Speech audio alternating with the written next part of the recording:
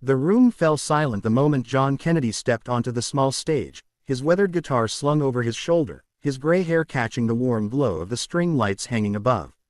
It wasn't supposed to be a big deal, just a casual gathering of old friends at the community center, a night of laughter and reminiscing after years apart.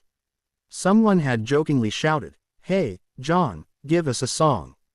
Expecting a chuckle and maybe a few off-key notes from the quiet man who'd always been more comfortable fixing cars than performing. But when John adjusted the microphone, his hands trembling slightly, and began to strum a melody no one recognized, the air shifted. His deep, gravelly voice carried a weight that stopped every conversation, and by the time he finished his song about faith, a raw, heartfelt ballad he'd written in the darkest days of his life, there wasn't a dry eye in the room. John had always been the steady one, the guy you could count on to show up with a toolbox and a kind word. Growing up in a small town, he'd learned early how to keep his head down and his heart guarded. His father, a stern mechanic, had drilled into him that emotions were a luxury for the weak, and John carried that lesson into adulthood. He married his high school sweetheart, Margaret, and together they built a quiet life, raising 2 kids in a modest home filled with love but little fanfare.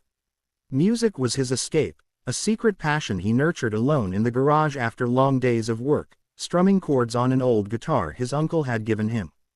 But life had a way of testing even the steadiest souls. It started with Margaret's diagnosis, breast cancer, stage 3. The news hit like a sledgehammer, shattering the routine John had clung to for decades.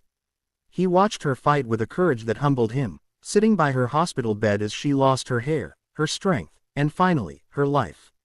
The kids, now grown, tried to support him, but John withdrew, burying his grief in endless hours at the auto shop. The guitar gathered dust, and the songs he'd once hummed faded into silence. For 3 years, he lived like a ghost, haunted by the emptiness and the questions he couldn't answer. Why her? Where was the justice? His faith, once a quiet comfort, felt like a distant memory. The turning point came unexpectedly one rainy afternoon when his daughter, Emily, found the old guitar in the garage. She was clearing out space for a new project, and the sight of it brought tears to her eyes. "Dad," she said softly, "Mom loved hearing you play. Don't let this die with her." Her words cut through the fog, and that night, John picked up the instrument for the first time since Margaret's passing. His fingers fumbled at first, the calluses softened by neglect, but as he played, something broke open inside him. The notes became a release, a way to pour out the pain he'd bottled up. And then the words came. Lines about a man lost in the storm, searching for a light he couldn't see, finding it in the quiet strength of belief. The song, which he later called Faith in the Dark, was born from those late-night sessions. It wasn't polished or perfect, but it was real, a story of doubt, struggle, and a fragile hope that grew stronger with each chord. John kept it to himself at first, unsure if it was worth sharing. But the community gathering changed everything. When his friend Tom, a retired teacher with a knack for stirring up fun, called out for a song, John hesitated. The room was full of familiar faces, people who'd known him through the good years and the bad. He could have brushed it off with a laugh, but something in Emily's encouraging nod from the back gave him courage. He stepped up, heart pounding, and began to sing. The lyrics unfolded like a confession. He sang of the nights he'd spent cursing the silence, the days he'd questioned if there was a plan behind the chaos. His voice cracked as he described Margaret's smile, a beacon that guided him even now, and how he'd found a flicker of faith in her memory. The melody was simple, carried by the gentle strumming of his guitar, but the emotion was overwhelming. By the chorus, where he declared, "In the dark, I'll hold to the light I can't see," tears streamed down his face, and the audience was with him, their own losses mirrored in his words. As the final note lingered, a hush fell over the room. Then came the sound of sniffles, followed by applause that built into a standing ovation. Emily rushed to hug him, her own cheeks wet, and Tom, usually the joker, clapped a hand on John's shoulder, his eyes red. People approached him afterward, sharing their own stories, of lost loved ones, broken dreams, and the small threads of hope that kept them going.